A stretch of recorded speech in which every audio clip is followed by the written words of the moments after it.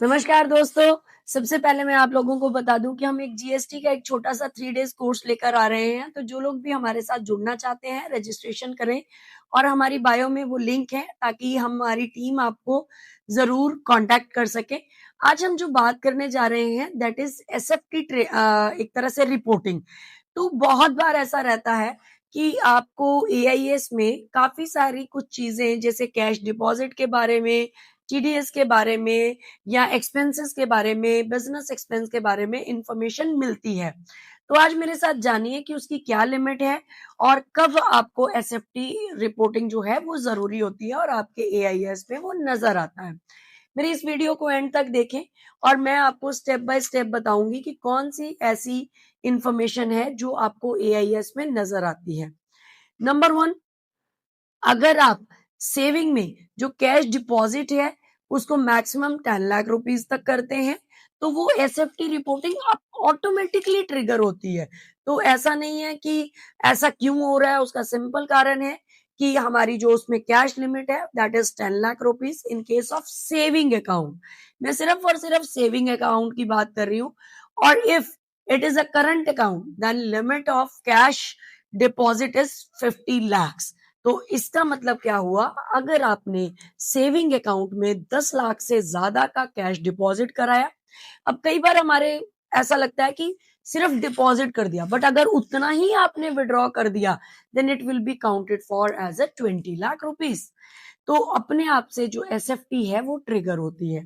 Second बात, हमारे पास business expense, हम ये कहें सेक्शन 40A(3), जिसके अंदर अगर आपने कैश जो है वो 10,000 का एक्सपेंस किया है तो बेसिकली वो डिसअलाउड होता है, वो ऑटोमेटिकली रिपोर्ट किया जाता है। तो आपने बिजनेस एक्सपेंस जो है वो 10,000 से ऊपर का कैश बिल्कुल नहीं करना है। And the next point is TDS on cash withdrawal, section 194(N). इसको बड़ा, ये काफी सारे लोगों के भी उसमें हमने रिटर्न्स में देखा है, रिपोर्टिंग भी होती है। इसमें क्या कह रहा है कि अगर हम दो लिमिट की बात कर रहे हैं, there is one 20 lakhs, another is 1 CR। अब इन दोनों में क्या डिफरेंस है? If you are filing your return and submitting this to the bank तो हमारी जो लिमिट है that will increase to 1 CR। और अगर हम रिटर्न फाइल नहीं करते हैं तब अगर हम कुछ कैश जमा करते हैं या विड्रॉल करते हैं तो उसकी लिमिट है 20 लाख रुपीस। तो अगर आप अपनी लिमिट को बढ़ाना चाहते हैं तो डेफिनेटली आपको रिटर्न फाइल करनी चाहिए ताकि जो आपकी लिमिट है कैश डिपॉजिट की या टीडीएस अंडर सेक्शन 194(N) की वो इंक्रीज हो पाए और दैट इज 1 CR। और उसके बाद है लोन्स और डिपॉजिट्स। किसी भी तरीके से अगर आपने कैश किसी से जो लोन है वो आपने एक्सेप्ट किया है 20,000 से ज्यादा का कैश तो that will also be reported.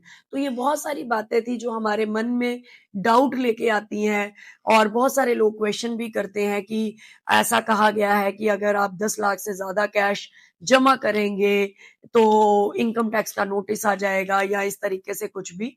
मैं ये कहूंगी कि अगर आपके पास उसकी पूरी एक तरह से रीजन है कि why you have deposited this, तब कुछ भी ऐसी प्रॉब्लम नहीं आती है। और आप अपने इनकम टैक्स रिटर्न को टाइमली फिल करें ताकि जो कैश डिपॉजिट की लिमिट है वो आपकी बढ़ सके।